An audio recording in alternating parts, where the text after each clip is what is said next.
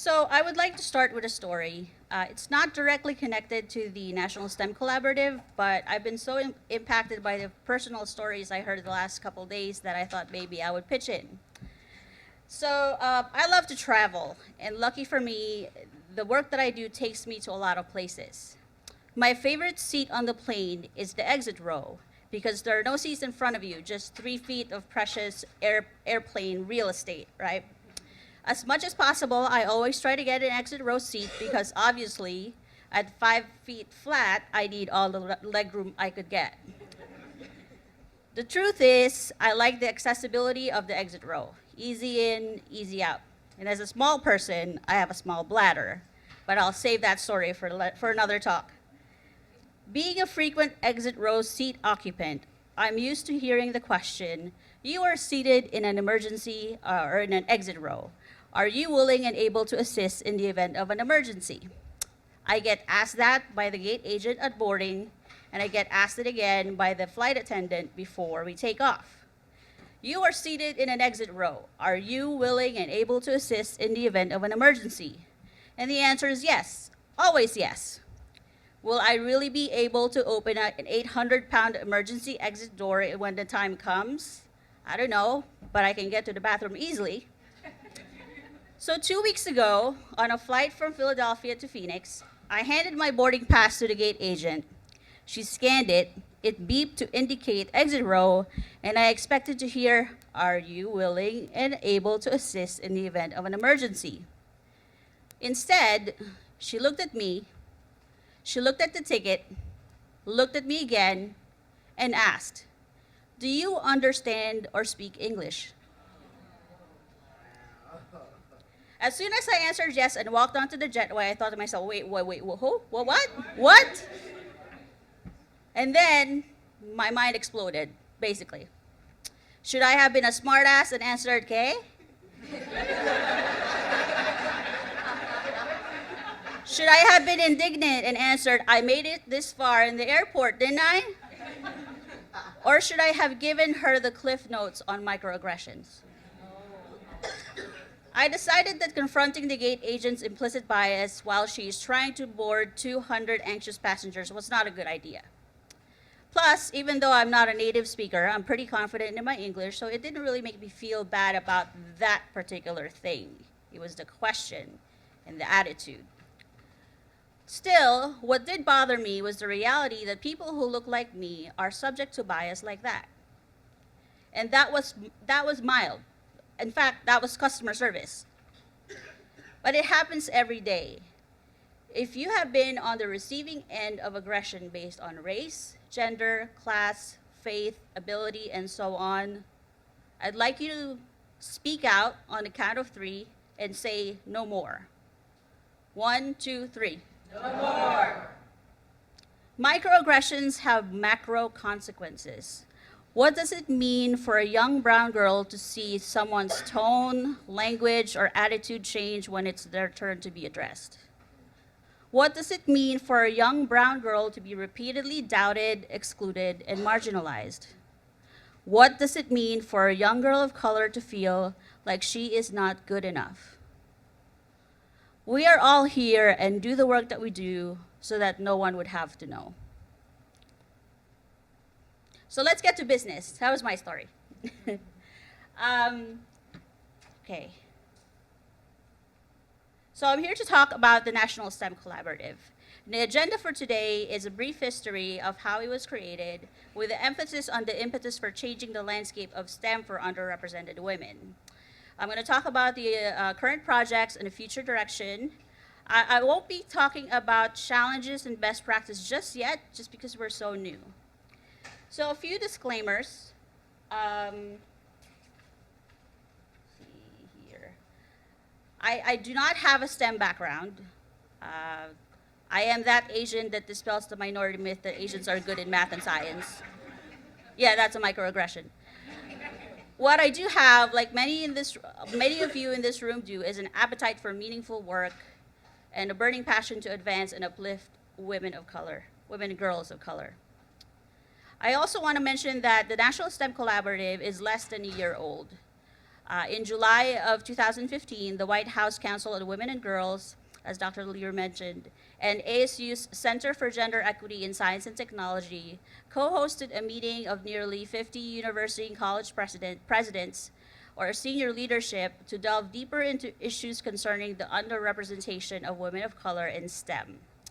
In response to the need to close the gender and racial gap, the National STEM Collaborative was established.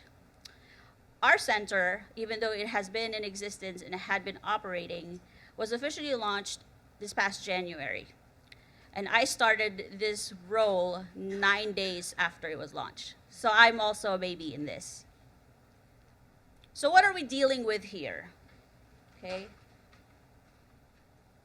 These are the facts. The fact is that the US population is becoming increasingly diverse.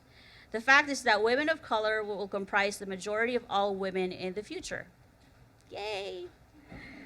Another fact is that the declining achievement in STEM subjects across all levels of education has prevented us from upholding our status as the global technological powerhouse that we were during the 20th century. Another fact is that the current and future demand of STEM jobs in America greatly outweighs our capacity to fill it. That's scary. Again, let me repeat one of the facts. Women of color will comprise the majority of all women in the future.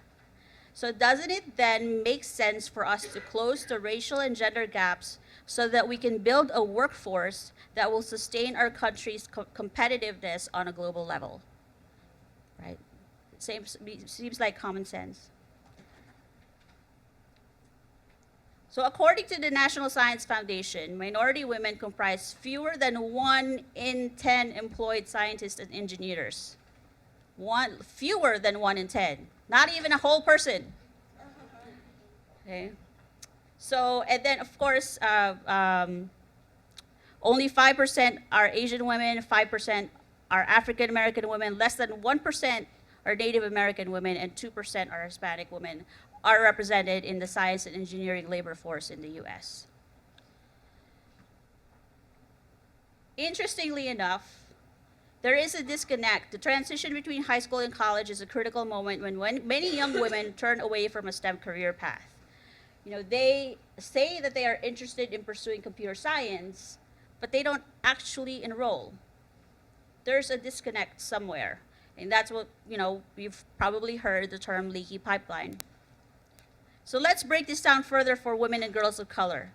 In 2012, the percentage of first-year students of color who wished to major in science and engineering was more or not that less than the percentage of white students.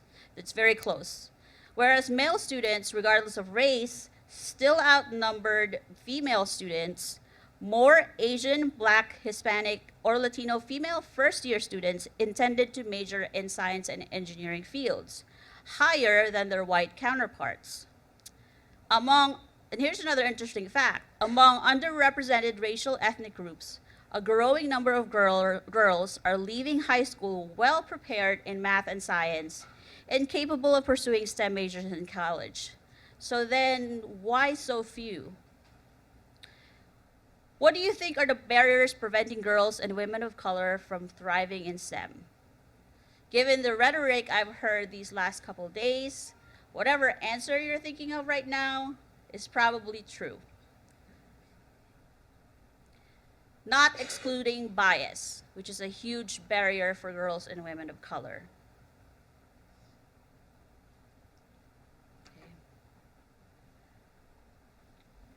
The good news is that there are strategies and initiatives to succeed in bringing girls and young people of color into STEM fields. And there are people like you and me who care about this issue. This is why the work of the National STEM Collaborative is critical. The National STEM Collaborative is a growing consortium of, right now, 29 higher education institutions and nonprofit partners whose mission is not to simply populate the pipeline, but also provide institutions, students, leaders, corporations, and organizations the skills and resources to change the pipeline to be more equitable for underrepresented women. Some of our members are actually in this room, some of our members and collaborators. So in order to do that, we have an ambitious 3 to 5 year plan by employing 3 key strategies to see major impact. Knowledge amplification is providing valid and reliable data, research, best practices that can be seamlessly implemented in your situation, at your institution, in P to 20 education settings, and so on. We're providing networking resources, a pool of talented student and faculty, some of whom are here, while increasing the availability of opportunities for girls and women of color to enter and persist in STEM post-secondary programs and beyond. And then scaling best practices. We support bold programs that usher girls and women of color from community colleges into four-year institutions, and of course, from high school to college as well. So, as I said, we're babies. This is year 1. For year 1, we do have an ambitious set of signature programs to really establish ourselves. So the advantage to being in our first year is we get to establish signature programs. The challenge to being in our first year is we get to establish our signature programs. It really is a busy year with major initiatives with lots of moving parts, but we are confident that these intentional programs will also help us grow as we establish ourselves as an industry brand when it comes to girls and women of color in STEM. For instance, the digital repository. We are working with a team that includes Change the Equation and National Girls Collaborative to create the digital repository. It's a database, a curated database of evidence-based STEM programs focusing on girls and women of color, including best practices, digital stories, notable researches and researchers, and scalable and replicable activities. So I know I've heard a lot of people talk about their story these last couple days and their work. And we welcome you. We would love to engage with you and see how we might include you in this digital repository. The Implicit Bias Learning Map is a learning tool that will focus on the recruitment, hiring, and promotion practices that affect women of color STEM faculty in higher education institutions. So through a responsive and emotionally engaging and self-paced learning map, it will address questions such as, what is bias? Why do I care? Why should I care? How and where can I identify bias around me or by me? What does institutional or systematic bias look like? And what action can I take to address the issue? Our goal is to reach those who are in hiring positions, those who serve on search committees, our senior leadership, and those who maybe have not had this conversation ever. And then also there's the Women of Color STEM Entrepreneurship Conference. And I'm going to leave some flyers out in the lobby, by the way. Our conference is on May 20th through the 22nd in Arizona. Come over, it's not that hot yet. Only 100 degrees, but it's dry heat.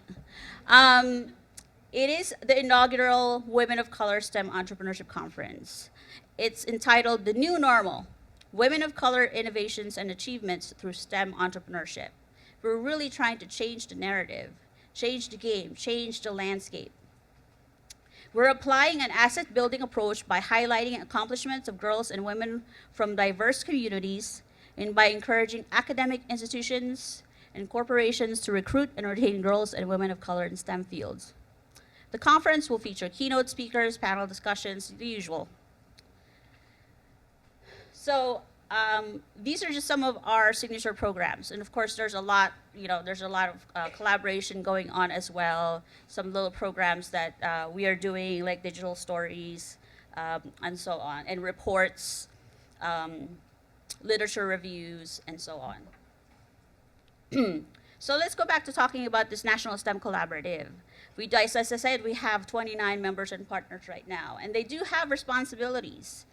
They have the opportunity to change the landscape of STEM, and some of the things that our members, our partners, work on through working groups, through volunteering, and just giving their time and working on committees, is generating and implementing innovative scholarship about girls and women of color So whether that's scholarship in the literal sense or literature about women and girls of color. Scaling effective strategies to recruit, retain, and place them into STEM careers. Countering the dominant deficit narrative, which has been a recurring theme these last couple of days. So I know that there's knowledge in the room about it, and we'd love to hear from you. Of course, eliminating systematic and unconscious biases that exist in policy and practices. So we do work a lot with policymakers as well. And networking advocacy organizations to amplify collective efforts. That's all of us in this room. The benefits of being in this collaborative are access to a knowledge and resource hub, common metrics that are culturally responsive, valid, and reliable, and tested and evaluated, and so on. A platform to highlight in a safe environment both effective and ineffective strategies affecting women of color in STEM. Opportunities to build out individual ideas through collective energies, and additional opportunities to support institutional efforts on a faster time frame than if done individually. What we have is a community of learning and practice, not unlike Anna Julia Cooper's research collaborative, very similar. For structure, there's an agreement, an advisory board, and working groups based on projects and needs. So imagine an America wherein women of color in STEM are no longer the exception, but part of the rule, where the realization of a young girl's STEM dreams happens organically, and where the term underrepresentation is only mentioned in historical text. Thank you.